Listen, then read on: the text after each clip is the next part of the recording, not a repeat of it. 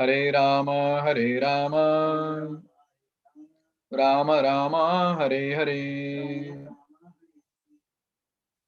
Mukam karoti vachalam pangam langhayate giri yat kripatam vande Shri Guru Dinataranam Paramananda Madhavam Shri Chaitanya Ishwaram.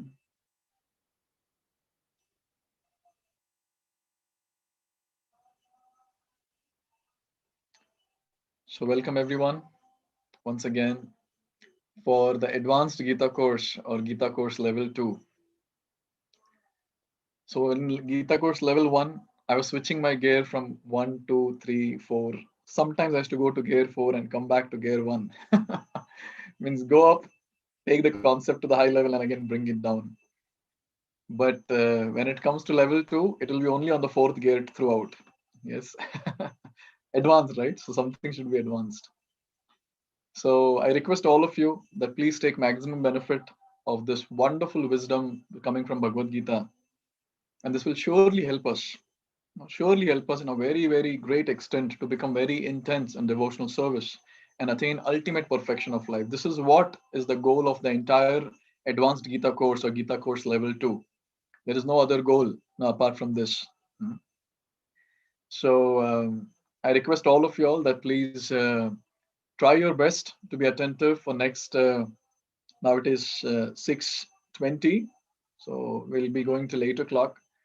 So whatever time we have, please try to be attentive in that. And if possible, please make notes. Have some paper pen today. We'll have some calculation to do. And you have to answer that in the chat box. So can we all start with today's session? We're discussing Bhagavad Gita. And by the way, this session will also be for all the volunteers because as I said, I'll not be able to give the Tuesday sessions, especially meant for the volunteers. So these Sunday sessions will be your nourishment sessions. So I'll try to make these sessions as intense as our Tuesday sessions. Okay, so let us start. So we're discussing from a very, very wonderful scripture, the life manual, Srimad Bhagavad-Gita, the Song of God. And today's topic is this, time, energy of Lord. And we dedicate this presentation to A.C. Bhaktivedanta Swami Srila Prabhupada, because of whom we are advancing on the path of bhakti, because he has given it very, very clearly how to go from one step to another. And because of his mercy, we can say that we had some guts to go from level 1 Gita course to level 2 Gita course and discuss some higher concepts related to bhakti. And today's topic is going to be very interesting because it talks about time. So we'll talk about time today. So till now, if you see, we have discussed some topics from these 5 topics of Bhagavad Gita. So in Bhagavad Gita, these are the 5 main topics: Ishvara, Jiva, Prakriti, Kala, and Karma. So if you see these topics, Ishvara, so we discussed this topic, Ishvara. So you have to tell me in which session we discussed. You have to tell me the name of the session. Okay. Ishvara. Where did we discuss this Ishvara topic? Yes? Do you remember?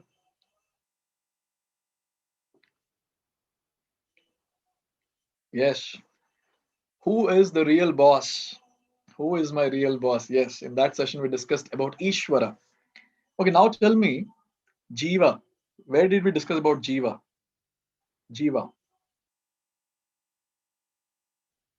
Session 3. Amazing. Someone remembers it. Session 3, which was titled as Why Am I Suffering? In that we discussed about the body and soul concept. So Jiva means the spirit soul we're talking about. Yes. And then karma. So karma, I think it's simple. In 4th session, we discussed the art of work. In that we discussed this karma topic. Prakriti. Tell me, where did we discuss Prakriti? Amazing. Who is pulling my strings? So in this session, we discussed about Prakriti, 3 modes of material nature. So we covered Ishvara, Jiva, Karma, Prakriti. What remains is Kala, the time factor. We'll try to cover this topic today in detail as much as possible, because time is always less. 2 hours are always less to discuss topics of Bhagavad Gita. We'll try to summarize as much as possible. Yes. So now, whenever it comes to time, what are the different phrases that we use which has time in that? One of the famous phrase is, or one of the famous dialogue which people tell is, "I don't have time." What are other such dialogues which people use? Time waits for none. Yes, time and tide waits for none. That's a very, very famous proverb. Hmm. Good time, bad time. Time is money. Time heals everything. Arre bapre, time is money so many times. Time management, time never comes back. We are busy. Nothing is ours but time. Oh, today's session you'll realize even time is not ours. Time is precious. Time is best healer. Don't waste my time. Amazing. Time decides everything. Yes. Yes. What else?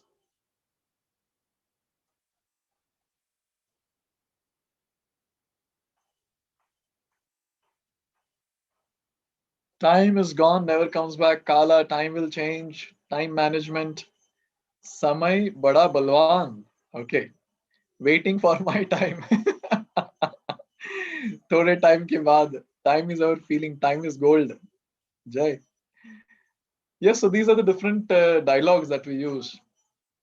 But today, let's try to understand, because in these sessions, what we're doing is we're trying to understand from Shastra logically different concepts. And today we're going to do that.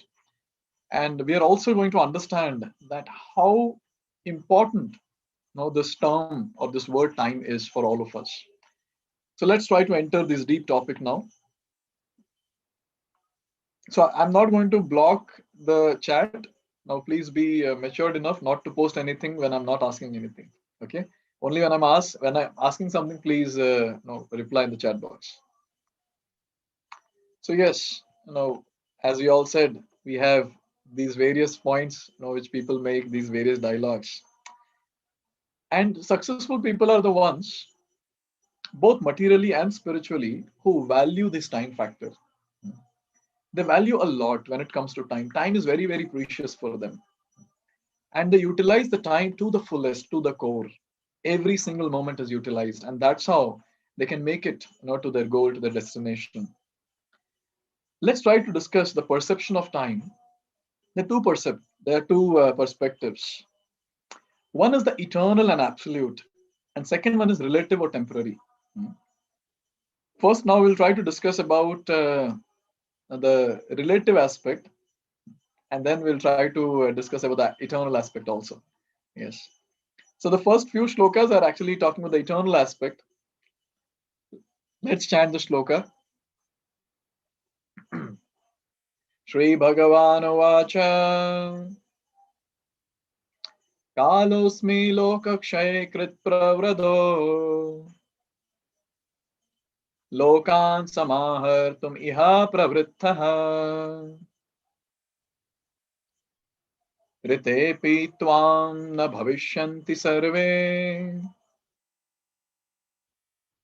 Yeva Stitaha Pratya Anikeshu Yodhaha. The first line is very, very important here. Kalosmi Lokakshay Krit.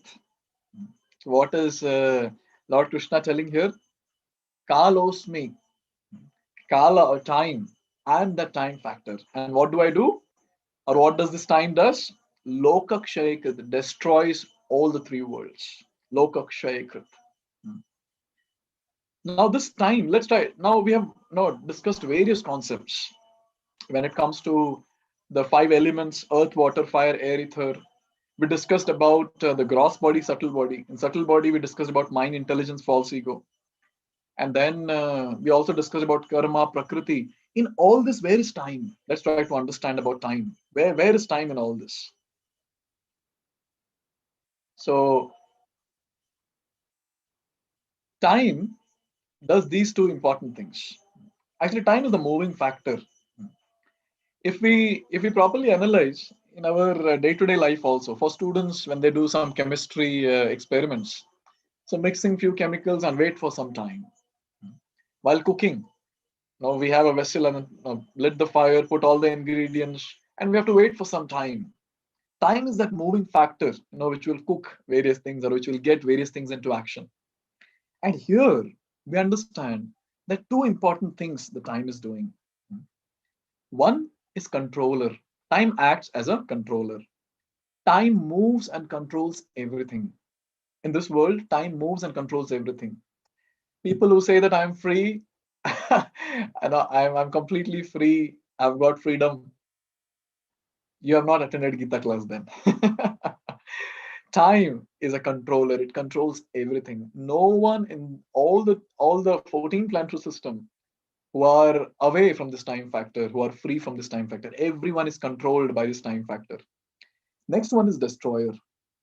With time, everything is destroyed. I need not discuss this to a great detail. We know this how. With time, everything is destroyed. And towards the end of today's session, we'll try to discuss on this topic also, a very, very important topic. So in this way, time acts as a controller, time acts as a destroyer. Time is that factor which moves everything, the gross body, the subtle body, the karma aspect which is there, three modes of material nature, and all that we have learned. Time is that subtle element, which is very, very important. Very, very important. Yes. Now, keeping this topic aside, we'll try to touch this topic again. This is the eternal time that we're talking about. Now, let's talk about the relative time. Let's come to the topic of relative time. Again, we'll go back to eternal time later. So now we're going to understand the lifespan of Brahma. Okay. So I request all of you all that to have pen, paper, have calculator, and you have to tell me in the chat box the various calculations that I'm going to ask. First, let me display a chart. So this is what is the life of Brahma. So life of Brahma, it has one Kalpa, Manavantara, and Divya Yugas. Now let me explain about all the three. Now when it comes to the day of Brahma, we're just going to calculate 1 day of Brahma, and then we'll try to calculate the entire lifespan of Brahma. Okay. So let me start from below. That is Divya Yuga. So please try to pay attention now. It's going to go technical. Yes. Divya Yuga consists of 4 yugas. One Divya Yuga consists of 4 yugas. Satyuga, Treta Yuga, Dwapar Yuga, and Kali Yuga. The lifespan of Kali Yuga is 4,32,000 years. Until now, only 5,000 years have passed. Okay. So still 4,27,000 years are there. So now every now and then there'll be a news that I if I'm not wrong, there was a news that 2021 everything will be destroyed, annihilation will happen. So don't worry, Shastras are very clear. 4,27,000 years are still remaining. So what is the total lifespan of one Kali Yuga? 4,32,000 years. Now into 2 is the span of Dwapar Yuga. Into 2 is the span of Treta Yuga. Into 2 is the span of Satyuga. Now suppose the span of Kali Yuga, we take it as X. What is the lifespan of Dwapar Yuga then? Chat box. Oh, 2X. Yes. Now the calculation from very, very simple is going to become very complex. So try to answer the simple ones so that when complex calculation comes, then you can say that, okay, I've answered something. Okay, then what is the lifespan of Treta Yuga? 4X. Okay, 4X. What is the lifespan when it comes to Treta Yuga? Oh, sorry. Kali Yuga is X. Dwapar Yuga is 2X. Treta Yuga is 4X. Satyuga is 8X. Satyuga is 8X. Now, I think I myself, I've got confused and did some blunder. Yes. So when it comes to not doubling, it's not doubling. It's about multiplying. X. Kali Yuga is X. So into 2 of Kali Yuga is Dwapar Yuga, and Kali Yuga into 3. Now that is Treta Yuga, and Kali Yuga into 4 is Satyuga. Extremely sorry. No, I made a mistake. I made a mistake. So Kali Yuga is X, and Dwapar Yuga will be 2X, as you all said. Now, according to this calculation which I just said, Treta Yuga is 3X and Satyuga is 4X. Now tell me, what is the total? sum total of one Divya Yuga in terms of X? Okay, 10x. So 10x is very clear. Now, what is X? X is 4,32,000 years. That is X. Now, this is Divya Yuga. Hope we are clear about Divya Yuga. Now, there is another unit that we're going to see now called as Manuvantara. Manuvantara consists of 71 Divya Yugas. Let's call as one Manu. Instead of calling it as Manuvantara, let's call it as one Manu. So one Manu consists of 71 Divya Yugas. So how many X? One Manu has how many X? Okay, 710X. Okay. Now next. Now let me tell you that in one Manuvantara, there are 71 Divya Yugas. And in one day of Brahma, okay, in one day of Brahma, the daytime I'm talking about, not the night time, the 12 hours, I'm talking about the first morning 12 hours.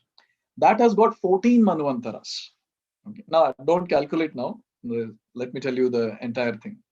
There are 14 Manvantaras, and every Manvantara will have 71 Divya Yugas, and every Divya Yuga consists of Satyuga, Treta Yuga, Dwapar Yuga, Kali Yuga. I repeat, one day of Brahma has got 14 Manvantaras, and one Manvantara is 71 Divya Yugas, and one Divya Yuga has got Satyuga, Treta Yuga, Dwapar Yuga, and Kali Yuga combined. Okay. Now let's try to calculate one day of Brahma.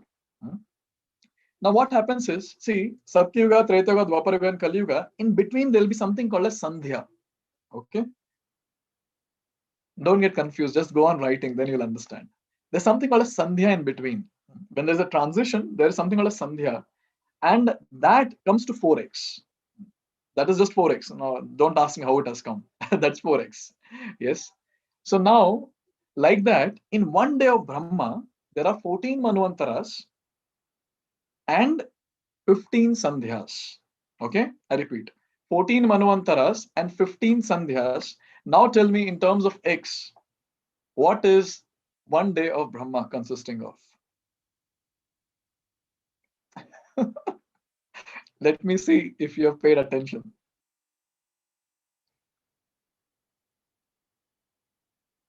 No, I'm not asking this, Murari Prabhu. You're answering something else. Okay. I repeat again. So in one day of Brahma, there are 14 Manvantaras. Okay. And in 14 Manvantaras, like, all of you have answered it properly. So 14 Manvantaras, each Manvantara has got 710x. And in one day of Brahma, 14 Manvantaras are there. Along with that, 15 Sandhyas are there. Sandhya is the transition between one yuga to another. And that is 4x. Okay. So 14 into 710x plus 15 into 4x. How much? One person can give the right answer, then I can move forward. Okay, 10,000x. 10,000x. And if we just convert into Divya Yuga, that will be 1,000 Divya Yugas. Correct? 1,000 Divya Yugas, because we said 10x is one Divya Yuga. So 10,000x is equal to 1,000 Divya Yugas. Okay? Now, 1,000 Divya Yugas is what? One day of Brahma. Okay? Now, if we just put that value of Divya Yuga there and try to understand what is the lifespan of one day of Brahma, just tell me what is the lifespan of one day of Brahma then? X there was 4,32,000 years. Okay, yes. Now 4.32 billion years. No, it will become more and more complex. Or in terms of our Indian calculation, it will be around 43 crores. 43 crores.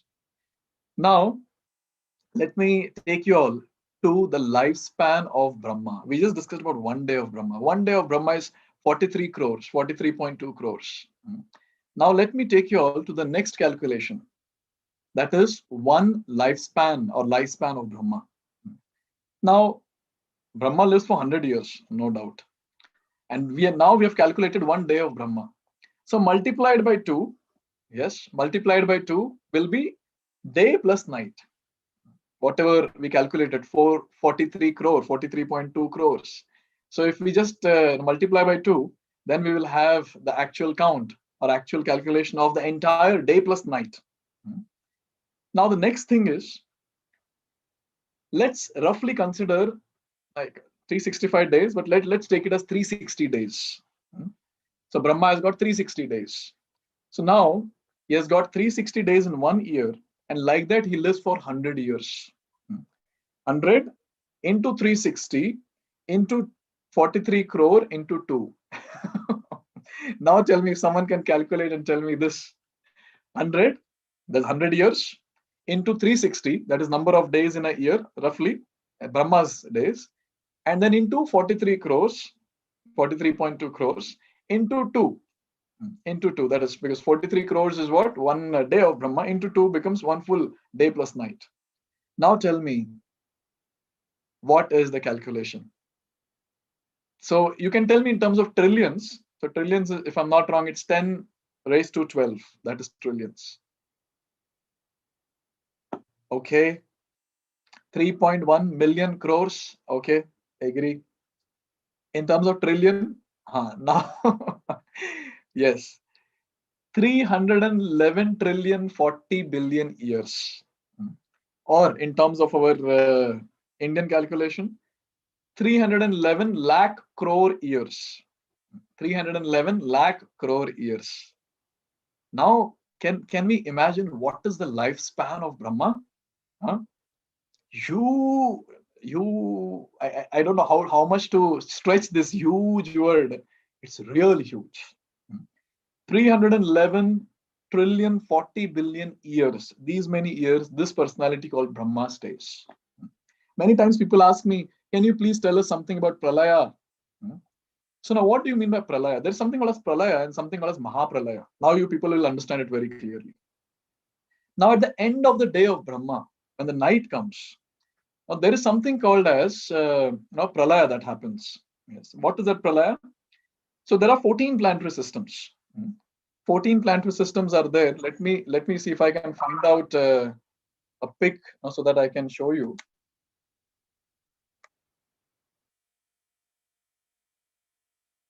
Okay, I got one. Yes. I didn't put this in the.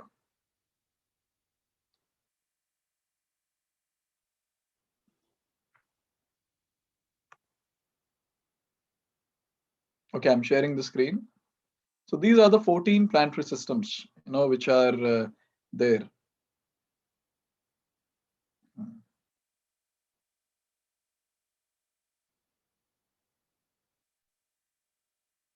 Hope you all are able to see this.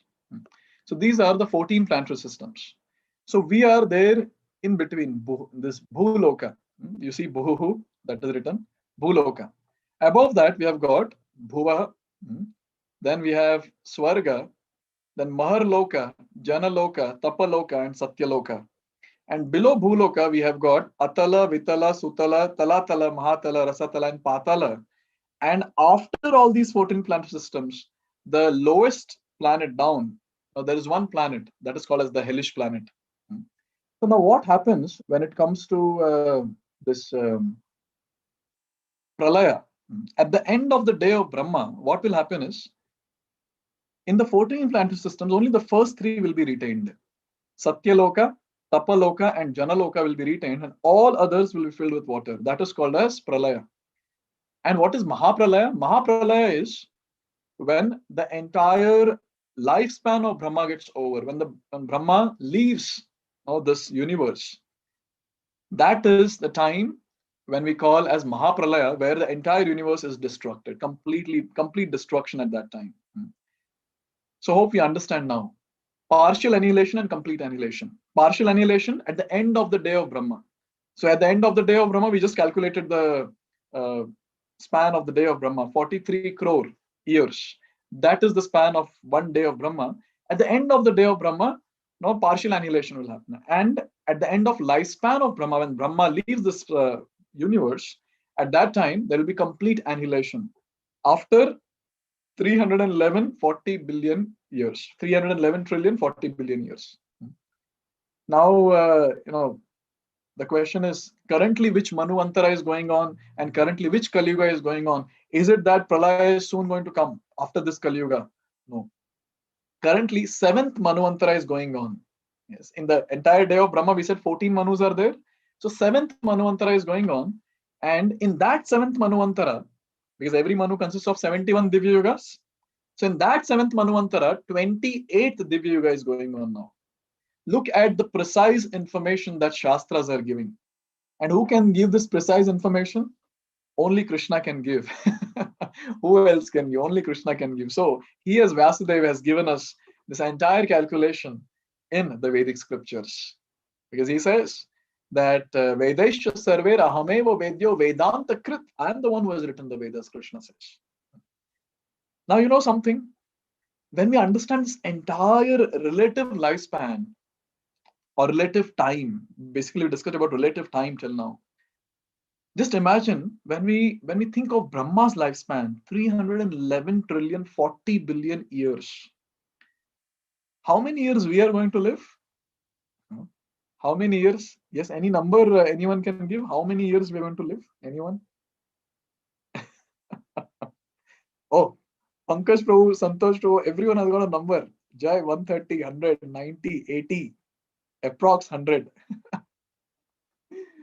Okay, some number is there. Now all of us have some number in the mind.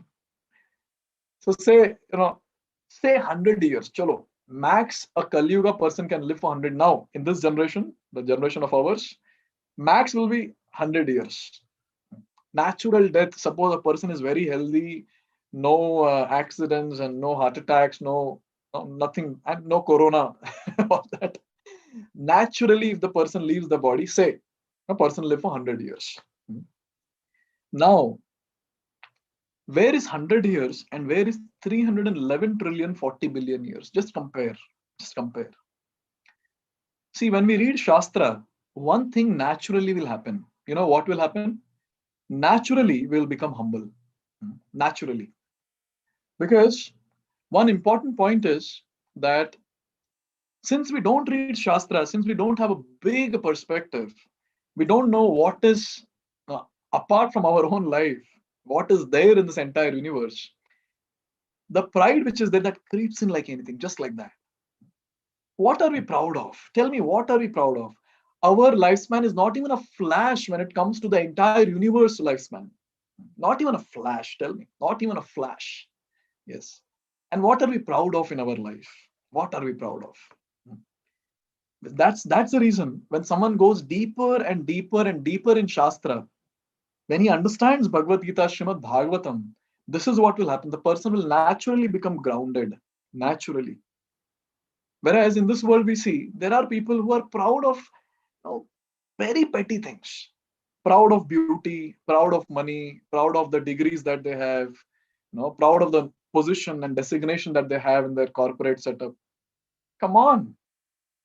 It's going to be only for a very, very short span. What are we proud of? And what are we thinking of ourselves as? We are good for nothing. If we compare to the lifespan of Brahma, we are nowhere. And now someone might question, Roji, come on. How is it possible that Brahma has got this huge lifespan? Let me tell you a discussion between two insects. Have you seen in the rainy season? I'm sure in the villages, in Bangalore also sometimes we have, in cities also we have this.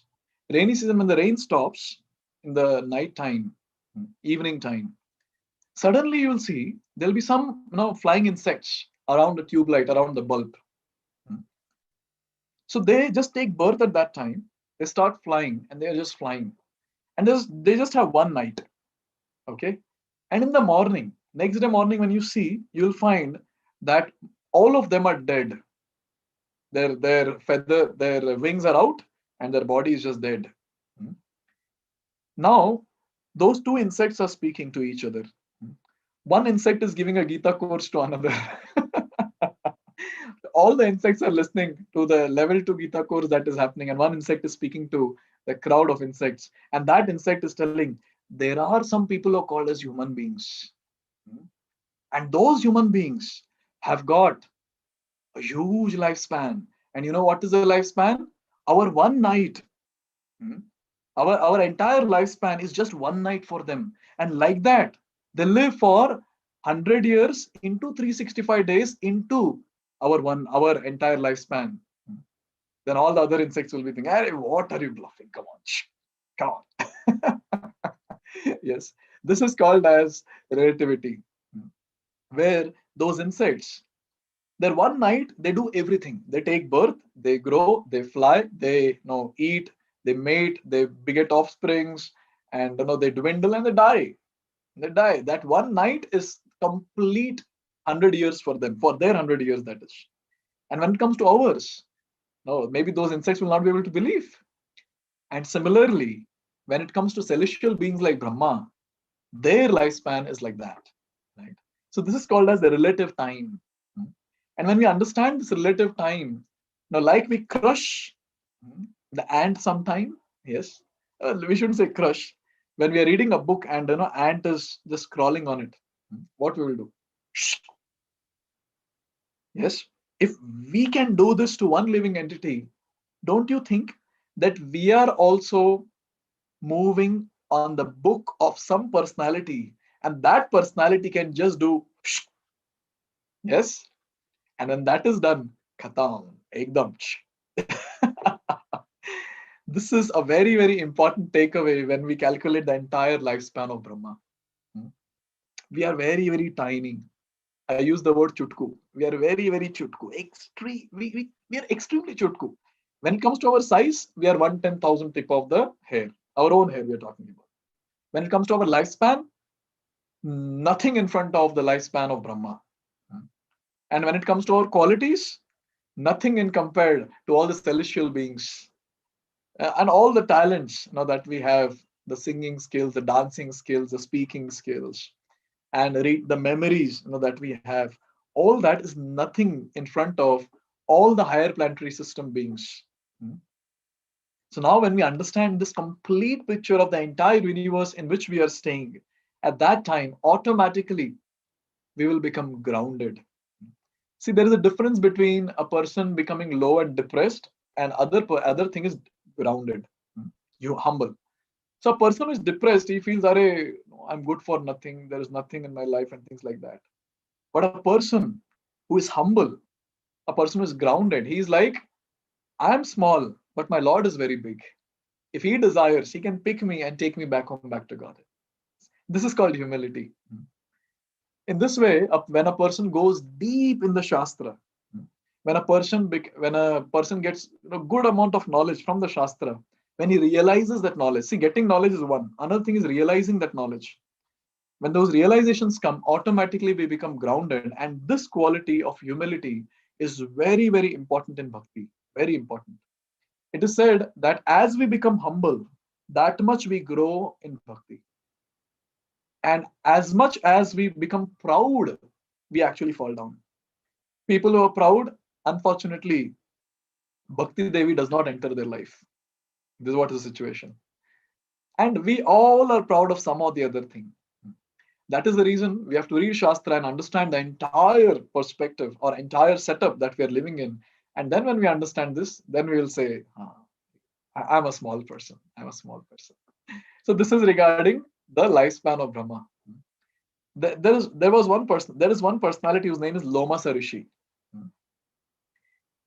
And Lomasa Rishi, he lives, how much he lives? More than Brahma. Let me tell you the calculation of his life now. Lomasa Rishi, at the end of one day of Brahma, one hair from his body will fall. Okay? I repeat. At the end of one day of Brahma, one hair of his body will fall. After all the hairs of his body fall, then he will die. Then he will die. Yes. So his lifespan is almost equivalent to Brahma or a little less than Brahma. This is what we can say. Yes. So he's Lomasa Rishi. And please remind me at the end, I'm going to speak about Lomasa Rishi. If I forget, please remind me. Why this Lomasa Rishi topic is so important. We'll discuss at the end. Now we spoke about the entire universe. Now let's speak only about the Divya Yuga now. Let's get into Divya Yuga. the topic will become more and more interesting because finally that factor will come to us. Yes. Okay.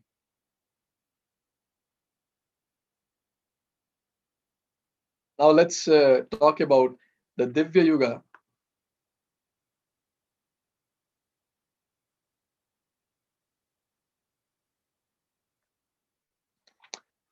Now there are 4 yugas, as we said, and this is the calculation that we did. Kali Yuga is 4,32,000 years, into X is into 2x is Dwapar Yuga, into 3x is Treta Yuga, and into 4x is Satya Yuga.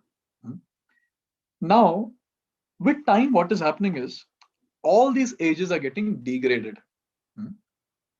So Satya Yuga, on a lighter note, in Satya Yuga, this is my favorite thing when I speak about the Yuga's degradation. In Satya Yuga, whatever people will earn, they will actually dedicate to the Lord. That was Satya Yuga. Then Treta Yuga, the mentality came down, and in Treta Yuga they drew a line, and then they said, and I'll throw my wealth, and whatever falls on that side of the line, that I'll donate, that I'll give to the Lord, that is dedicated to the Lord. Then Dwapar Yuga, people started thinking, Dwapar Yuga, people started thinking, it's too much of wealth is falling on the other side. Okay, let me draw a circle. So they drew a circle, and then they used to throw, and whatever falls now inside the circle, he'll throw very nicely, and whatever falls inside the circle, that they'll say that, okay, I'll dedicate to the Lord. Now Kali Yuga people, Satya Yuga, Treta Yuga, Dwapar Yuga, Kali Yuga, Kali Yuga people, we don't draw any line, we don't draw any circle, we take the wealth and we throw it up, and we tell the Lord, catch as much as you can. This is what we dedicate to the Lord, catch as much as you can. So speaking on a very, very serious note, there are 4 pillars of Dharma. Do we know 4 pillars of Dharma? Yes. Can we put in the chat box? 4 pillars of Dharma. I'm sure you might have heard somewhere.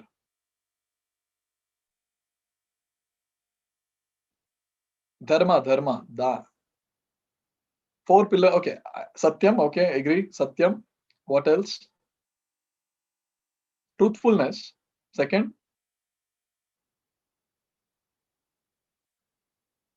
Okay, kindness. That is mercy. Truthfulness, mercy. Next.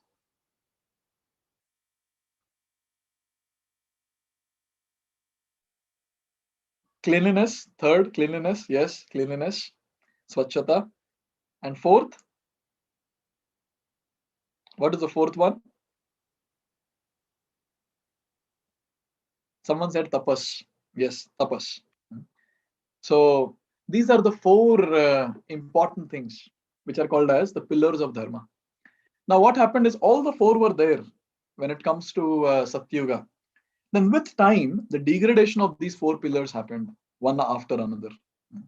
So now when it comes to Treta Yuga, what we lost was the austerity part. In Satya Yuga, they would do a lot of austerity. But in Treta Yuga, that austerity was lost. So one pillar is broken. After Treta Yuga comes Dwapar Yuga, and in Dwapar Yuga, the next thing was lost, that is cleanliness. And now when it comes to Kali Yuga, very, very unfortunate situation, mercy is lost. And only Dharma is standing on one leg, and that is truthfulness, Satya. And this is very obvious also, because we see, even today, if we are not doing austerity, no one is going to put no one is going to put us in jail. If suppose we are not clean, people are okay.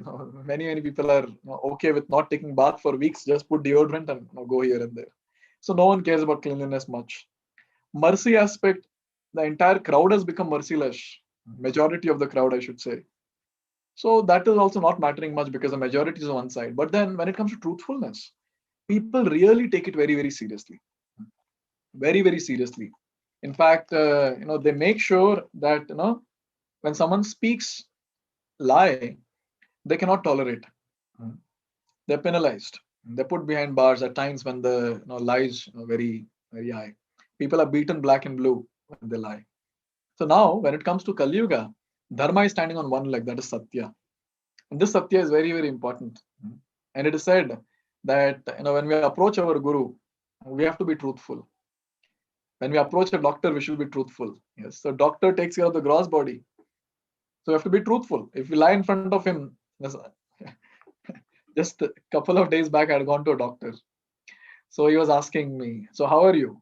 I asked him, so doctor, how are you? So he said, no, I'm absolutely fine. He asked me, how are you? I said, I'm not fine, so I've come here to you. He said, yeah, correct. Come sit. Yes, so when we go to doctor, we have to tell, what is our problem. And then after that, when it comes to the guru, we have to be very, very truthful. We cannot hide anything from guru.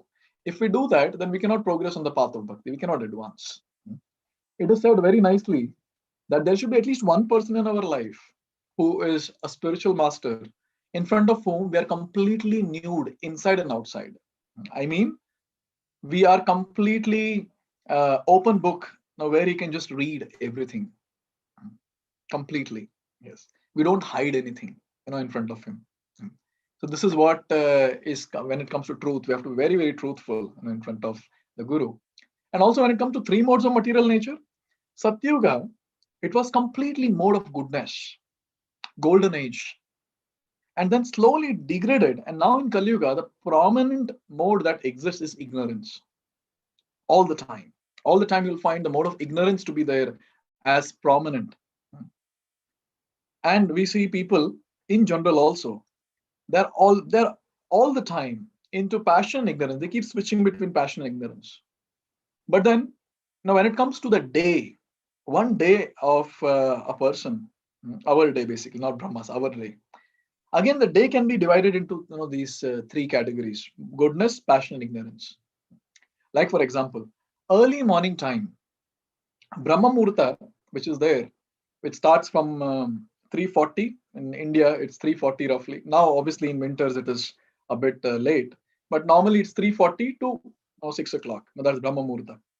So we can extend it more and we can take it till 8 o'clock. So this is mode of goodness time, where when we do some nice spiritual activities or do some activities that's very, very productive, during this time. And then and it's very calm and peaceful in this time. This is what is a very important point. And after that, you see automatically around 8 o'clock, 9 o'clock, there's some josh, which comes, some energy which comes, and people start running around. That's mode of passion. And then just drag it till the evening. It's mode of passion, and in the evening, automatically, there's mode of ignorance that just creeps in. Sophisticated, so-called sophisticated people, they prefer to go to bars and pubs, in the evening time. Yes, obviously not sophisticated. I'm just saying so-called evening time. Yes. So morning time, only a person is completely in mode of ignorance, where his ignorance is greater than the goodness of the day.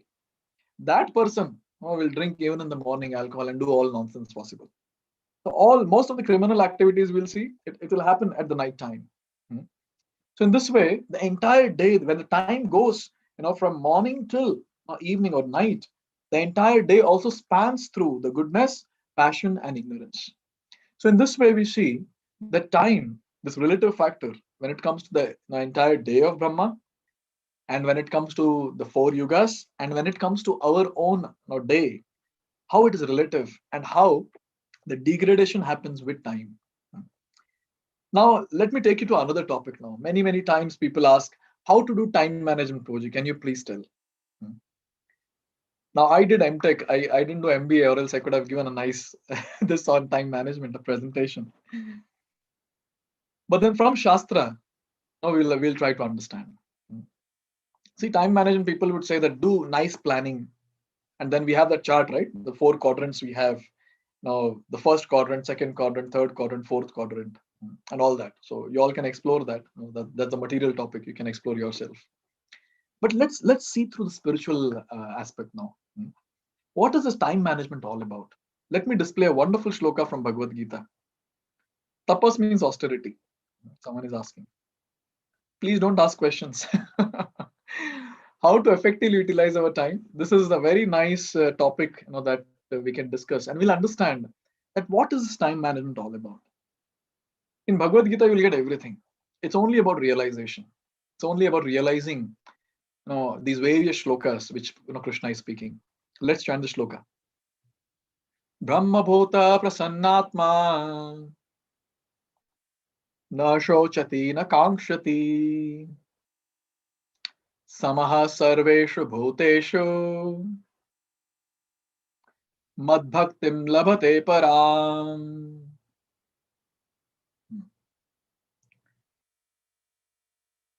Now, this particular shloka is very important and it talks about a person in mode of goodness. A person in mode of goodness, na shochati na kankshati. Na shochati does not lament. Shok karna does not lament. And na kankshati, akanksha, no, it does not hanker. So shochati is related to the past and kankshati is related to the future. Now in the corporate, we have the various nice lines which people use, and one of them is being in the moment. Be in the moment. That basically means be in the present. Even when we sit for chanting, what happens when we sit for chanting? When we sit for chanting, our mind, I always say, our mind is like a bird and it has got two wings. The first wing is the future, and the second wing is the past. It will always keep flapping, always. It will take us to the past and it will make us lament. Oh, I should have done this. ऐसा क्यों किया? अगर next time हुआ तो मैं ऐसे करूंगा. That is future. Expectation. And then we start planning the day. So one is we start thinking about the past. All these things happened and this shouldn't have happened. That person told me this person told me that, and that work is still remaining. All that is past. Future is planning. Today I'll do these things. Tomorrow I'll do this. Next week I'll do this.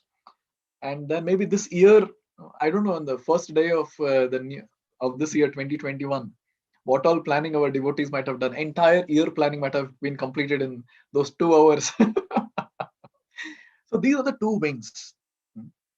And you see, our time gets wasted. Obviously, when I talk about time waste, then all that will come, which we know.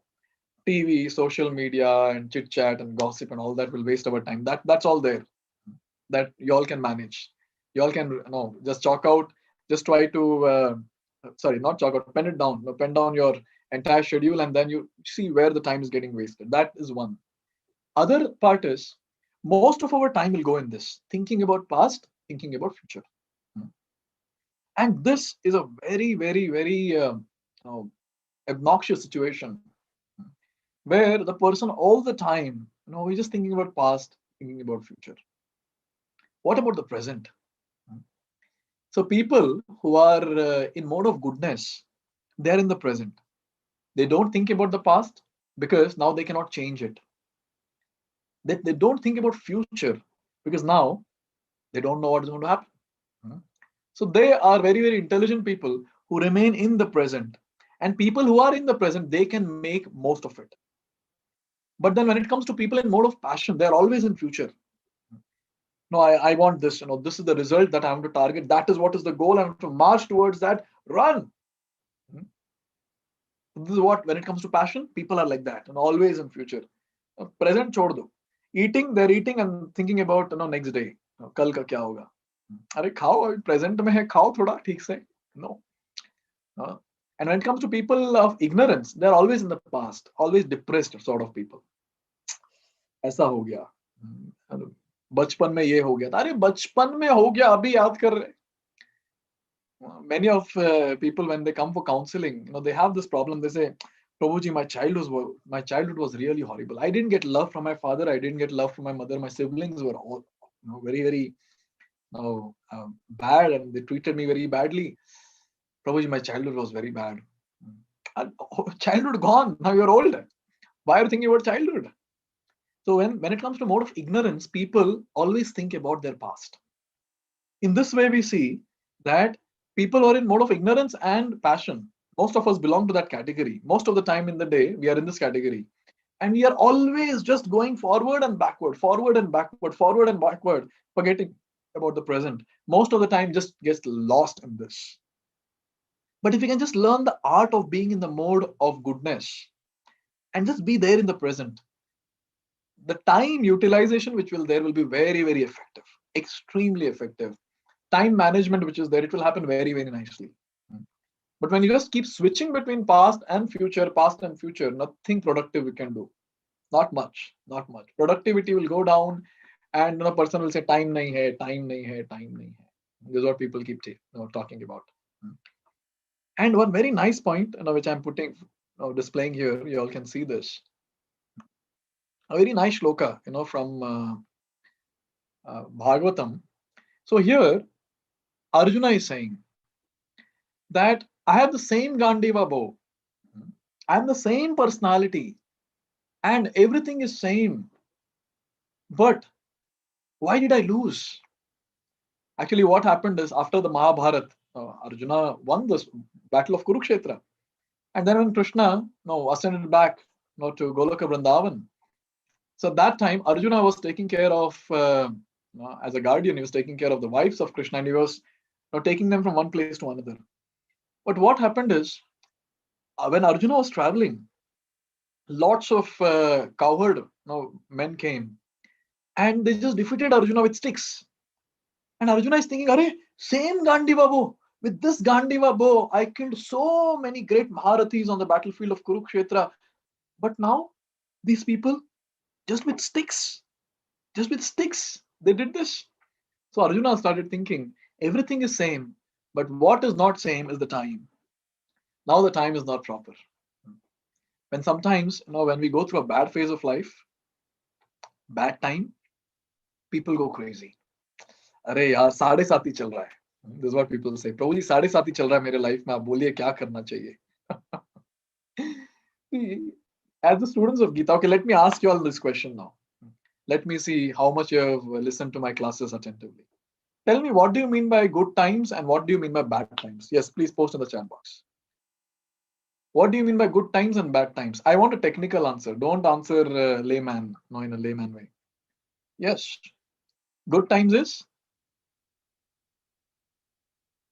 And what are bad times? Good time, success, happiness, okay? Everything is same. Now, what do you mean by good time? When something is happening in our life, we say it's very nice, my time is going well. And sometimes when we say that time is not going bad, what do you mean by this? That's what is my question. Okay, I see some of you have answered this. Yes. When the stock of bad karma is getting let out in our life, that is called as bad times. And when the stock of good karma is coming, that is called as good times. Simple. Yes. Now, when we're going through bad times, when you're going through good times, then now tell me why are we supposed to really bother about that when we know very well this is all what I have done and this is what is coming. So bad times are just the karmic reactions, the bad karmic reactions, the papa which is there, and the good times are the punya that is coming. So now when we just understand the so that is the reason when someone understands Gita, even in critical situation, even in bad times, he will be blissful. Okay? Because now a person who understands Gita, a person who is practicing bhakti, he is like a spectator in his life. Like, for example, you're standing on the road and the cars are passing. Yes? Not on the road, you're standing on the footpath or the street, and the cars are passing in front of you. So you're a spectator where you're seeing the cars are moving in front of you. Yes? So a bhakta, a person who is practicing bhakti, a practitioner of bhakti, he's like a spectator. He's standing and he's seeing the cars moving. Good time, bad time, good time, bad. So that person is not involved in that. He's just seeing externally. This is called as reaching the stage of self-realization, where the person is completely aloof. He knows very well where all this is happening because of my karma, and I can see my bad karma is manifesting in front of me. Oh, my good karma is manifesting in front of me. So when it comes to bad karma, he's equipoised. Like, ठीक है, छोड़ो. Good karma, ठीक है, अभी निकल जाएगा थोड़ी देर में. What is the use of huge celebrations? ठीक है, अभी निकल जाएगा थोड़ी देर में. निकलने ही वाला है. He can see that. He can see that anyways it is going to leave me.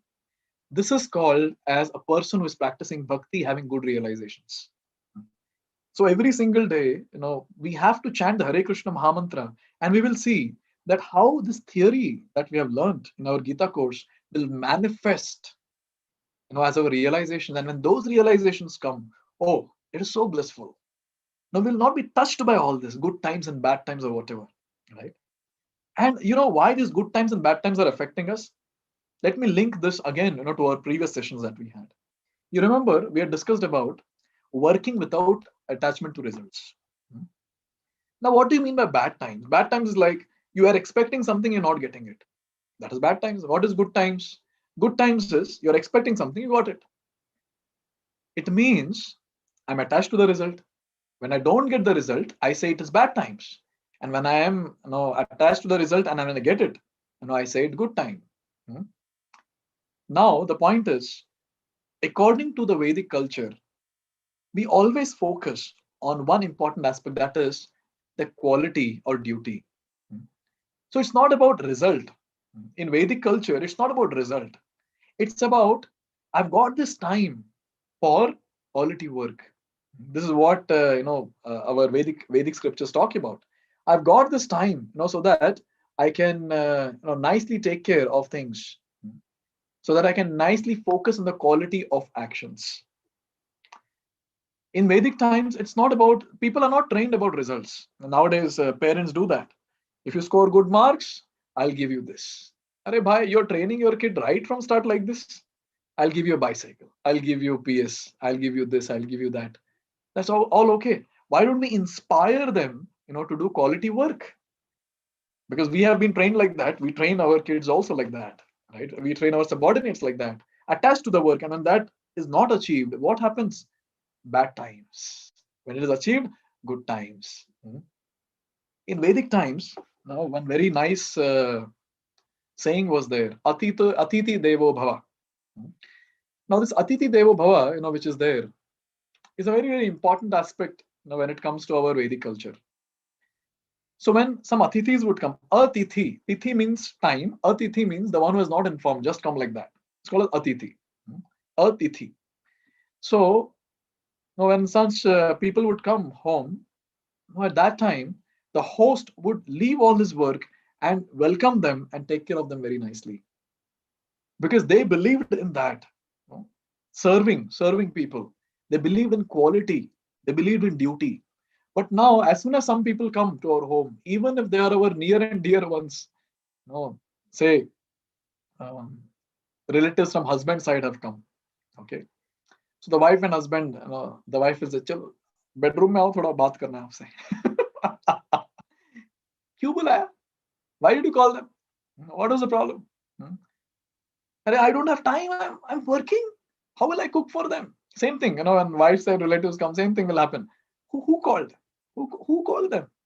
And if they are not able to solve, then call will come. Prabhuji. See, without asking me, this person has called his relatives. Without asking me, she has called the relatives. So the point is that we have lost that thing. We have lost that focus on the quality. Now we are more focused on the results. We start thinking, if these people wouldn't have come, I would have completed my work.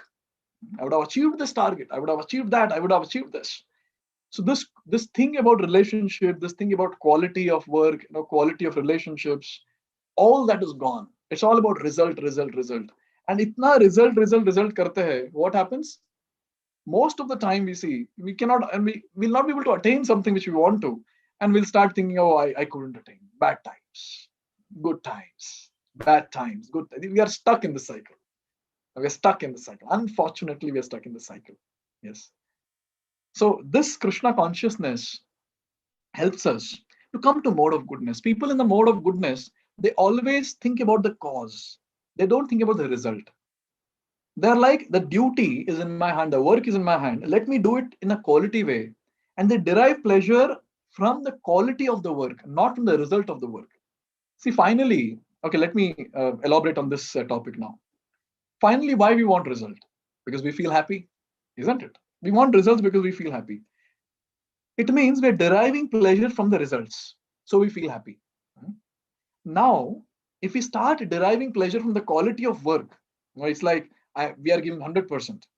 If we start deriving pleasure from that, that is there in our hand because we give 100%, we can be happy. But the result is not in our hand. If we start deriving pleasure from the result, then it is not guaranteed that we'll be blissful and satisfied, right? So whenever I'm counseling teenage kids, I always tell them, when they say that, Prabhu, tomorrow is my exam, I say that give your 100%. Results are okay, we'll see, whatever it is. But give your 100% now. When you're studying, give your 100%. When you're writing exam, give your 100%. Results, okay, we'll see, whatever it is. That's what the shloka Karmanye Vadikaraste says.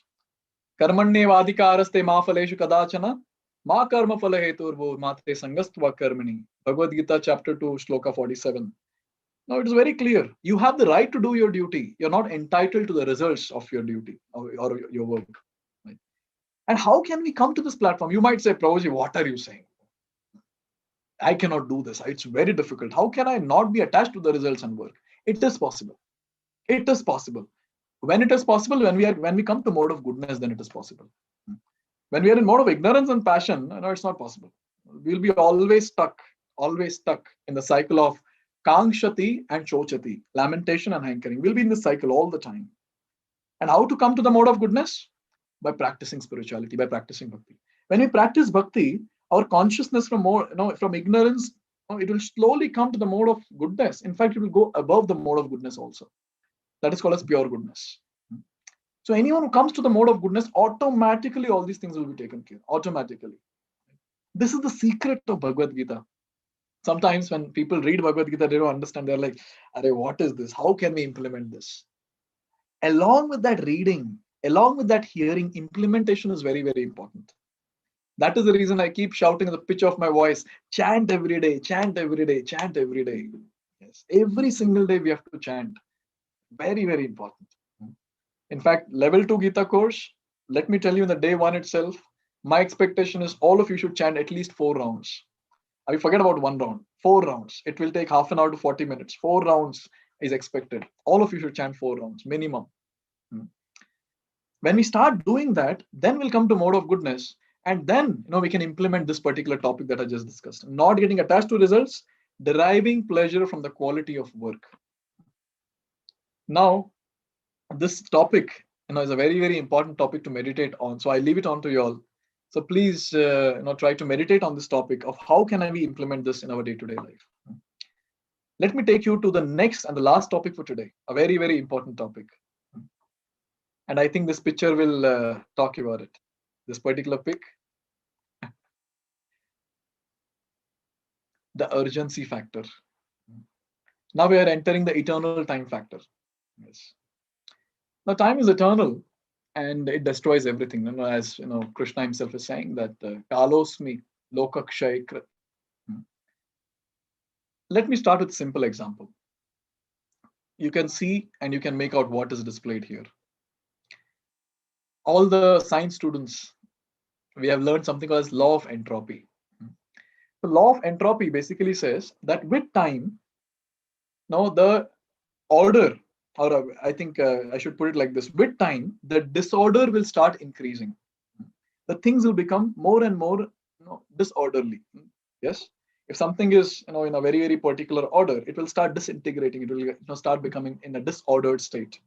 Yes. Basically, with time, things gets destructed, annihilated. This is what is the point that I'm trying to make. And in our own life, we can see, in our own life, there are 6 transformations that all of us go through. Let me display what are the 6 transformations. And Prabhupada is giving this, in his books, in the purport. So what are those 6 transformations? These are the 6 transformations. It takes, so the body is subject to 6 kinds of transformations. What are those?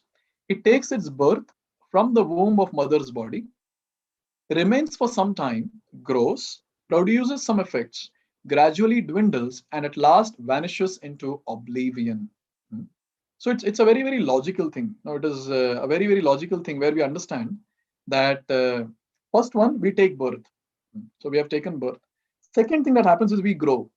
So this we grow, when I say we grow, is like the body grows because we are so attached to the body. We call it as we. Soul never grows. Soul is always constant. So the body grows. And then, there's marriage and there are offsprings. Yes. So that is byproducts. So we grow, then there are byproducts. And slowly what happens is Now, the body starts dwindling. Slowly, the body will start dwindling. That is called as old age. And at the time of death, what happens? This entire body gets vanquished and it mixes in oblivion. You cannot find the body anymore. These are the 6 transformations. And we see this very practically in our life. In fact, there is Sanskrit shloka for this. I have not displayed that. So, there is a nice degradation that happens throughout the life. And we see that. And that's what Krishna is saying in Bhagavad-Gita. Dehinosmin yatha dehe kaumaram yauvanam jara. So with time, the body will start degrading from boyhood to youth to old age, and finally death. The soul will leave the body because the body becomes useless. So in this way, we see that how this body degrades. And as we said in one of our sessions, we are not the body, we are spirit soul. It's very clear. And this body changes every 5 to 7 years because every single cell dies and a new cell replaces that particular cell. This is what scientific articles talk about, and that's what Bhagavad Gita also talks about. Yes, dehinosmin yatha dehe kaumaram yauvanam jara. So the body keeps changing. The body keeps changing, and this change is not a change which is a positive change. This change is a negative change. Yes, the change is a degradation that is happening. Boyhood to youth to old age, and in this, what happens? The youthfulness, the freshness that is there, that degrades first, and that can be seen on the face very easily. Now, I was telling this one of the class that previously, in the previous, let me tell you about Treta Yuga. So what happened is Dashrath Maharaj, father of Lord Ram, one day he was looking into the mirror. He was trying to maybe do some makeup or something. He was looking into the mirror, and then he was combing his hair, and then near the ear part, this part, he saw white hair. So this is the first place where the hair become white. So he was seeing the white hair, and then he understood. Oh, my jara is approaching me. Now I've become old. So what should I do? I should give my entire kingdom. I should hand over the entire kingdom to my elder son, Lord Ram. That's how he decided to do that coronation ceremony. Seeing that one white hair which was there on his on the ear. Yes. Now what is the problem? Now the white hair are coming, and then people just dye those white hair and make it black. And when they look into the mirror, everything is fine. I'm so young. I'm so young. And then, the face is also nicely, all the cream is put, and then makeup is done, and whatever. And then the person looks, oh, I'm so beautiful. I'm still so young. Yes. So my relatives who have crossed 50, I always keep pestering them. You have crossed 50. Anytime you can die. Look at yourself. Anytime you can die. And you know what arguments they'll give? No, look at me. I'm still so young. People call me that, I'm young. Yes, there are people who keep us in illusion. Yes, they'll always keep us in illusion. Oh, you're young. What is the problem? Bahut time hai aapke paas. Bahut time hai. In fact, with time, this body has degraded so much. If we compare with the Satyuga, it has degraded with so much. I always say this. Kali Yuga, body, khatara gadi. This is how it is. Ye khatara gadi kabhi bhi band ho sakta hai. Anytime it can just stop. That is khatara gadi, which is there. Srimad Bhagavatam, 12th canto, it says that in future, in the age of Kali Yuga, if someone lives for 20 years, I repeat, if someone lives for 20 years, that person will be considered as the oldest. This is what is the statement that is given. And we can see that, if we talk about our grandparents, they lived for 100 plus years. Then it came to 100. Now it has come to 80, 70, 60, and slowly it will reduce. It will come to 20. A person who is now 20 years, he'll be considered as very, very old and extremely matured at that time. Very old in front of, when it comes to body also. So in this way, the degradation is happening, will happen, will continue to happen. And Kali Yuga will degrade more and more and more with time. Just to give an example, one of the celebrity, I heard this. One of the celebrity, there was a movie that was coming up, and he said that I want to wear the original armor of Shivaji Maharaj. Now, Shivaji Maharaj is not very far in the history, just some decades back. So at that time also the strength was so much. So this celebrity who has got nice muscles and biceps and triceps or whatever, he couldn't lift the armor. Forget about wearing the armor. He couldn't lift the armor. You know? So this is how the strength is reducing day by day by day. So this point, we need to understand that with time our strength is reducing, and this strength reduction is not happening just like that. It's happening gradually in a very very subtle way, without our notice. This is happening, and our lifespan is very short. I told you about Loma Rishi. Let me tell about that and we'll come to our lifespan. We are entering a very deep topic and a very intense topic for all those people who want to become intense in bhakti. For them, this topic is there. So Loma Rishi, as I said, we calculated Brahma's age and all that we did. So one hair will fall when? At the end of the day of Brahma. This was Loma Rishi's lifespan. So when all the hair on the body falls down, at that time he will die. This was the benediction that he had got. Now one day what happened is, his disciples came. Loma Rishi's disciples came. Hear this carefully, you'll get goosebumps now. Loma Rishi's disciples came and they started talking to Loma Rishi and they said, Guru Maharaj, you are there outside like this. Guru Maharaj, we want to build a cottage for you, so that you can sit inside and do your bhajan nicely. For that, what Loma Rishi said? Loma Rishi said, building a cottage? It will take time. We have very, very less time. We shouldn't waste time in doing this. Whenever I hear this, my hairs stand on end all the time. A person who is living almost as the life of that of Brahma, that person is saying that I have got very less time. I was reading from Srimad Bhagavatam, 4th canto, 24th chapter, Rudra Geet, where Lord Shiva is glorifying Lord Krishna. That Bhagavatam series is going on in the morning in ISKCON Whitefield. Every day morning at 8:30, we have this series going on. So we were reading one shloka, and there it is said that Brahma is fearful of death, so he practices bhakti. This is what Lord Shiva is telling. Brahma and myself, we live long, but then we are fearful of death, so we are practicing bhakti. Now just imagine what is the lifespan of Brahma? What is the lifespan of this Loma Rishi? And they are fearful. I can die anytime. Let me practice bhakti intensely. Let me not waste time in building a cottage. This is what Loma Rishi says. My God, what is Loma Rishi saying? Very difficult to digest. Very difficult to digest. Just imagine, this is the importance of every single moment of human life. Human life is very, very rare. Extremely rare. Hridayam adyam sulabham sudurlabham. Very, very easily we have got it. Sulabham. Very easily we have got it, but it's very rare. Sudurlabham. Durlabham means rare. Su added to that becomes sudurlabham. Becomes very rare. If Loma Rishi is saying that we have got very less time to his disciples, then what should we tell ourselves?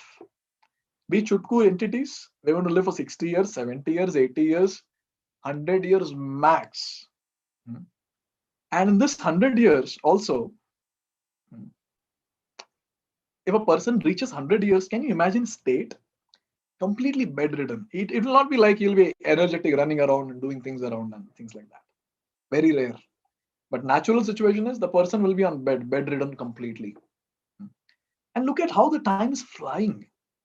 2020, you tell me 2020, what did we do? We all were sitting at home. We all were sitting at home. New Year also is celebrated at home. And now 2021 has started, still we are at home. Just sitting at home, time is gone. The calendar changed. The days were just flying, and then weeks and months, and Happy New Year. And there's a celebration on 31st of December 2020. And people wishing each other Happy New Year, Happy New Year. Now just reflect on your past in this particular year 2020 and just see how fast the entire year went. Sometimes, when I talk to some superiors and ask, how was your life? And they say that it's just like a flash that's just gone. I don't know how these 40 years went. How these 50 years have gone, I don't know. It's like a flash, it's just going. Time, as of now, we're so engaged that it's just flying. Time is just flying. Every single day when I write my diary at night before sleeping, I just remember waking up early in the morning and then sleeping now. In between what happened, it becomes very difficult to comprehend also, because It just flew. Just now also, when I was taking the evening bath, I was just thinking, okay, done. The day is over. I'll give a class, and the day is over. I have to sleep after that. Yes. And again, get up in the morning, and then the same thing. The time is flying, and the youth body that we have got, with time, it is going to dwindle. Six transformation, we cannot miss any of it. The body is going to dwindle. We are going to become very, very old. And this is normal situation. Yes, we are going to become old. And you know something? Old age is not very peaceful. Not at all peaceful. Old age is extremely, extremely painful. I know there are few senior citizens in my Gita course as well who have crossed their 60s. And when we had the group meetings, it was difficult for them to hold the mobile phone also. I could see that the hand was shivering.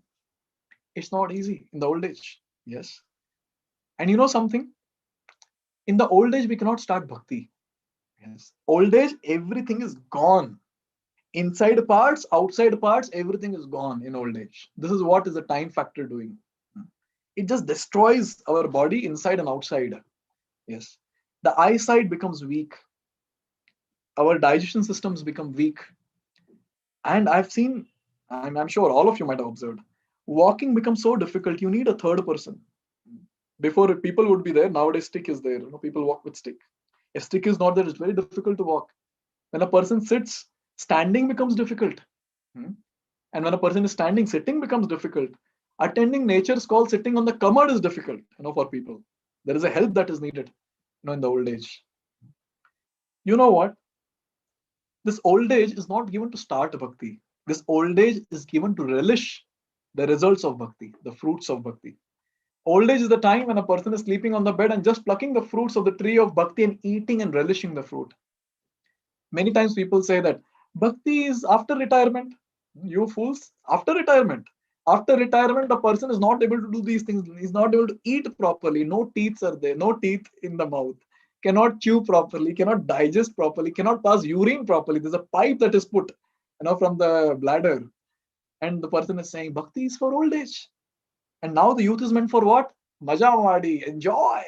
This is enjoyment. Just eat, drink, merry. Enjoy, enjoy, enjoy. Khak enjoyment karenge. What enjoyment we will do? A person who is intelligent will see this is what I'm going to go through now. When we see old people, it is not that we laugh on them, oh, he's not able to walk, oh, he's not able to sit. We are going to go to that stage very soon. Very soon. Because the way the time is flying, and we cannot hold the time. Sometimes I feel like how nice it would be if I can just hold the time and just pull it back for some time. I can do so much. Yes, but then no, we cannot. It will just keep flying. And with time, our body will become old, and then there'll be a time it will be so miserable. Have you seen old people? I've experienced this. Old people, they always try, keep cribbing. They're on the bed and always keep cribbing. Oh, no one is taking care of me. It is so lonely. I did so much for you people. Hey, what are you doing with my wealth? What are you doing with my property? Are you going to die now? Why are you thinking about all this? You know why old people think about all this? Because they have not got higher taste in bhakti. They don't know what is the goal of life.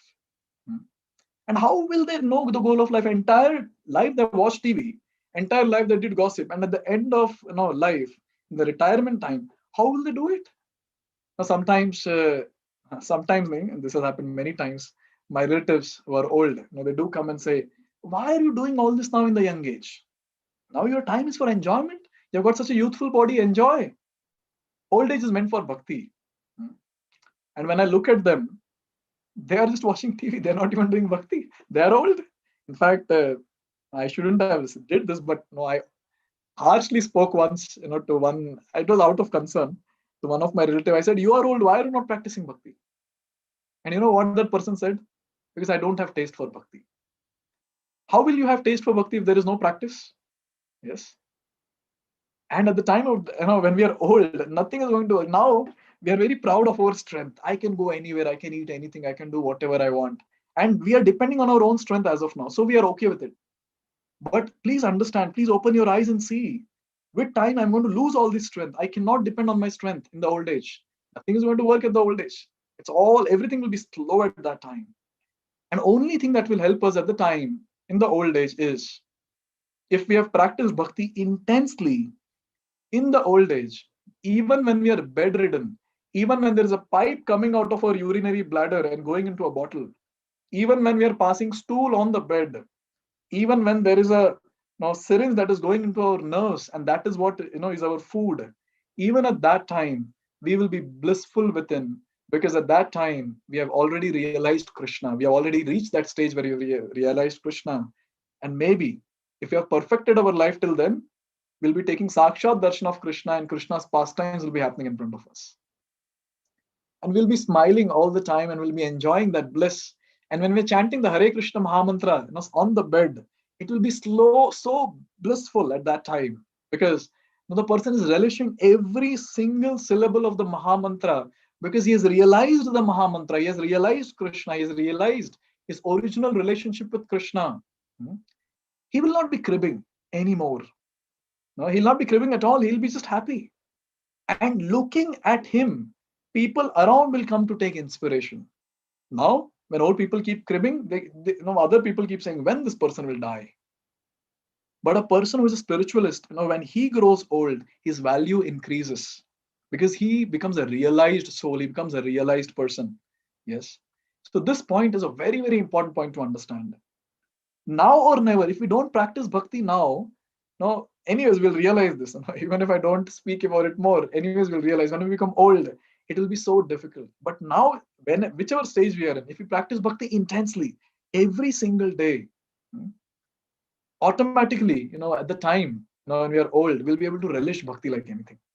Now itself, when we start relishing bhakti because of our intense practice, old age will be a time when we don't need anyone. At that time, people crave, for people's association. They need attention. They feel loneliness.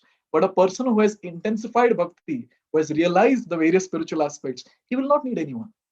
He will be blissful within. In fact, he would say, "Please don't disturb me. Please go out of the room.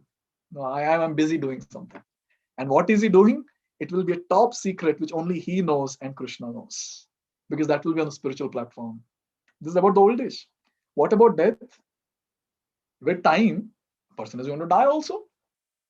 As soon as we took birth, we celebrate, right? Happy birthday to you. This happy birthday to you is okay. We can celebrate. But then when we took birth, at the same time, there was a stamp called expiry date. I also call it as time bomb. As soon as we took birth, the time bomb which is there hidden, we don't know where it is. It has already started ticking. And the time bomb is already set, to one timer. The time is set in that. And the countdown has begun. We don't know when it is going to blast. We don't know. A very nice shloka, just last week. Yeah, last week. Last week, one of our devotees in our ISKCON Whitefield congregation left the body. So it was the first time I went to a cremation ceremony. I never went, to any crematorium before that. So we went to their house. The dead body was lying in front of us, on a freezer. Again, this is a very nice thing. When the soul comes out of the body in no time, it starts deteriorating and it starts cracking, and the pus will come out, the blood will come out. That's how the body withers away like anything. So they are normally kept on a freezer. So we saw that. So the body was kept on the freezer. And one shloka which I had heard a long time back, I was able to realize that shloka on that day. I was able to see that shloka in action. That shloka says, Dhanani bhaumau pashuascha goshte bharya grahadvari jana smashane deha chitaya paraloka marge karmanu jiva gachanti eka. Very nice shloka. I was seeing the dead body, and the first line came to my mind. Dhanani bhaumau pashuvascha goshte. In previous ages, people would store the wealth under the earth. They will bury, and their wealth would be animals, cows, and cattle. Basically, that will be their wealth. Currently, our wealth is all the possessions, right? So Dhanani bhaumau pashuvascha goshte for us is all the possessions, and the animals that we have is a car. We use car to travel from one place to another. And I could see the dead body is there, But then everything that the person had, was there at different place, and that person cannot take anything with him now. And then the body was taken down, to the ambulance, which was going to the crematorium. So Dhanani Bhauma Pashuvasya Goshte, I could see that, and when the body went down, at that time the relatives, came with the body, and the wife of that, person also came down. And then the body was kept inside the vehicle, and she was crying, to the core. I could see that. And she was there at the gate of the apartment. Now she cannot, go beyond. That's what Vedic culture says. The females, the wives cannot come to the crematorium. And I could see Bharya Grahadwari. The Bharya, the wife, whom the person had loved so much, she also cannot come now. She's just there at Grahadwar. She's there at the gate. She cannot go beyond that. Bharya Grahadwari. And we all were there, taking the body. Now, Jana Smashane. We all could go to Smashan, Samshan Ghat crematorium. And then after that, all the rituals were done. And then we carried the body. First time, I got this opportunity to carry the body of a great Vaishnav. Now we were carrying the body. And then, it was electric crematorium, whatever. So the body was put on that. And then they pushed the body, inside the fire. We could see that fire, huge fire. Just push the body inside that. And then they close the door. Deha Chitaya. Deha, body will also remain only till the Chitta. That is still the fire, the last cremation that happens. Deha Chitaya. Paraloka Marge Karmanu Jiva Gachanti Eka. Then where is Jiva now? All the possessions are gone. Second, now the one who are near and dear ones, they cannot help. And after that, now the near and dear ones, max to max, they can come to Smashan. This Deha, which we did so much of makeup and taking care of this Deha, that is also gone. Deha, the Jiva which is there, depending on its karma, it will go alone and start its lonely journey again into another womb or to another planet or something like that. Right? So entire life we are doing all this, but with time, this is what is going to happen with everyone. Now you might say, Prabhuji, too much of negative thing. No, it's not negative. It is completely positive. Because anyone who understands this will take a bhakti seriously. Why? Because that person will know very well at the time of death, what is going to help is bhakti and nothing else. Nothing else will help at the time of death. Yes. At the time of death, when the person is leaving the body, if he has perfected his life, instead of Yamadutas coming to take the person, Krishna himself will come with Srimati Radharani and all the Sakhis. This happened many times in ISKCON. Now, I clearly remember this past time, when one of the devotee was sharing. So his wife was leaving the body and the husband was there besides. And then the Mahamantra was played and photo of the Lord was there in front. And she was almost in the coma state where she was completely bedridden and things like that towards the end of life. Last few moments, when she was about to leave the body, her body became bright. She opened her eyes, and she loudly shouted, Srimati Radharani has come, the gopis have come, Krishna has come, I'm leaving. And she left the body. Yes. Can you imagine this? Smiling, the face was smiling, the face was bright completely. And she left the body happily. This is called as a person who perfects the life, leaves the body like this. And a person who does not perfect the life, person who is atheistic, person who is proud of himself, thinks he's great, and bhakti is nothing, is waste of time, that person will see Yamadutas. And how they leave the body? They pass stool and urine on the bed and they die because they're seeing something horrible, horrifying, which they were feeling it is not existing at all. And they're seeing that thing. And when they see, Arey Bapre, chodo, I cannot pass stool, urine, and they die. So it's a very, very important thing. We are investing time to maintain the body, to take care of the people. Very important. We should do it because we have taken responsibility.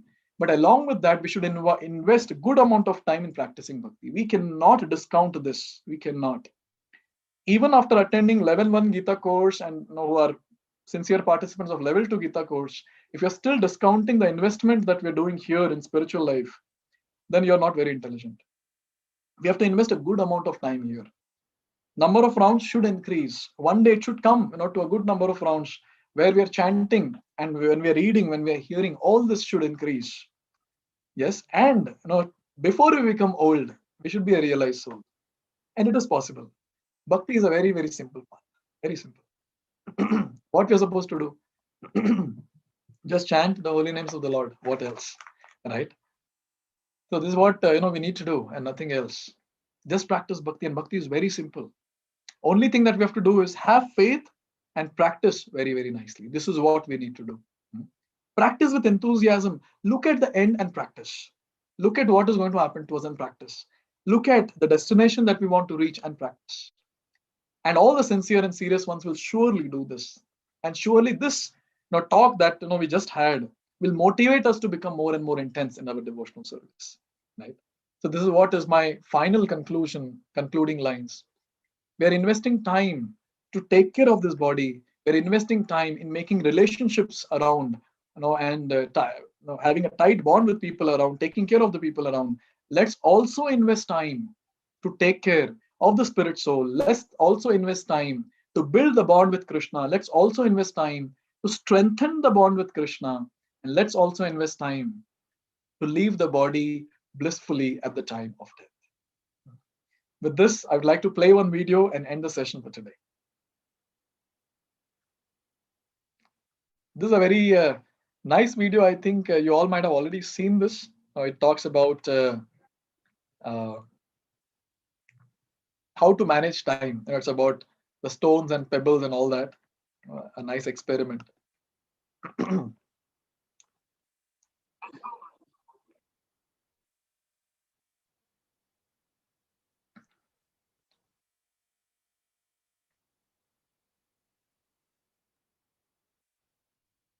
To make a point about how we make the most of our time. The professor stood before his class with some items in front of him. When the class began, without speaking, he picked up a large empty jar and proceeded to fill it with rocks about 2 inches in diameter. He then asked the students if the jar was full. They agreed that it was full. So the professor then picked up a box of pebbles and poured them into the jar. He shook the jar lightly and watched as the pebbles rolled into the open areas between the rocks. The professor then asked the students again if the jar was full. They chuckled and agreed that it was indeed full this time.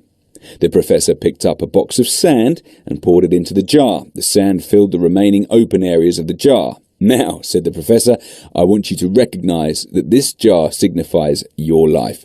The rocks are the truly important things, such as family, health, and relationships. If all else was lost, and only the rocks remained, your life would still be meaningful. The pebbles are the other things that matter in your life, such as work or school. The sand signifies the remaining small stuff and material possessions. If you were to put sand into the jar first, there is no room for the rocks or the pebbles. The same can be applied to your lives. If you spend all your time and energy on the small stuff, you will never have room for the things that are truly important. Pay attention to the things in life that are critical to your happiness and well-being. Take time to look after your health, play with your children, go for a run, write a letter to your grandmother. There will always be time to go to work, clean the house, or watch TV. Rocks first. The things that really matter. Set your priorities. The rest is just pebbles and sand. So this is a very nice video, and the rocks that we're talking about for devotees is this that I've displayed here. If we just make time for devotion, everything else will fall in place. We have got many, many examples like that. And these are the primary aspects of devotion. It's high time. If you're not chanting the holy names of the Lord on the beads, it's high time. Please start chanting. Reading Bhagavad-Gita and other prescribed books, there's no option. We have to do this. Hearing from pure devotees, Prabhupada lectures are recorded. Now we can hear that. Attending satsang, all glories to Corona, Corona 1, Corona 2, which is helping us, to be a part of online satsang. I never planned for any online satsang till date. I mean, till the time we started this online course. It's only because we are locked inside, this online course manifested. So take as much as benefit possible from these online satsangs. Just sitting at home, you're getting a satsang. What else we need, right? So these are the 4 important aspects that we need to do: chanting, reading, hearing, association. So as I already said in the last time, so we'll not be having quizzes this time, yes. But how are we going to complete the course? We will have a final open book exam. And there are some books that were recommended. Last time I told about the 8 books. Out of that, we need to read a book, a very, very small book called Beyond Birth and Death. And first chapter, an introduction of science of self-realization, introduction and first chapter of Bhagavad-Gita. That's it, this much. And we'll be having an open book exam on this. You can write it in your home and you can discuss and things like that and write it. Basically, we need to check your understanding, how it is. So I recommended 8 books last time, and we call it as a Shiksha set. And we said, since New Year, so we thought let's have a spiritual offer also. We came up with this. So these 8 books, which are recommended to read one after another, now we are giving it in one package. The cost is 650 rupees. Yes. So again, we'll try to circulate the message. I request all of you now to make sure you have these books with you. Because one or the other time, surely you'll read, and it has to be read one after another to understand whatever we are speaking and to understand the Bhagavad-Gita completely. Yes. So with this, I would like to pause here. And again, I wish all of you all a very, very happy, blissful, blessed, enlightening, full of realizations, this wonderful new year. And I'm sure all of you will take a lot of steps closer to Krishna this new year, because I'm seeing the sincerity of all of you all. It's not easy to attend week after week sessions and hear a person like me who speaks all the time very harshly. But still, if you people are doing it, it means you're sincere and serious. And surely, this particular year, if you're sincerely following whatever is told in the sessions, lot of steps you'll take closer to Krishna. And it is said, we take one step closer to Krishna, Krishna takes 100 steps closer to us. His one step is very big. Vaman Dev, do you remember? His 3 steps cover the entire creation, entire universe. So if we take one tiny step towards Krishna, Krishna feels blissful. He takes a lot of steps towards us, and his steps are very big. And in this way, we can easily perfect our life, attain Krishna this very lifetime before leaving this body, and live a very, very blissful life. With this, I would request all of you all, with this mood, understanding how the time factor is moving, understanding how insignificant we are in comparison to the relative aspects of this world, of this universe, and how urgent it is to become fully Krishna conscious, and how important it is to pray intensely to Krishna. I would request all of you all, let's chant 108 times the Mahamantra now. So I request all of you that please switch on your videos, and let's start with today's chanting session. This is a very, very important part of the today's session. Even if you don't get time to attend full session, at least come for chanting. This is what is my request. Let me share the video. Please take your beads. I want everyone to have beads in your hand.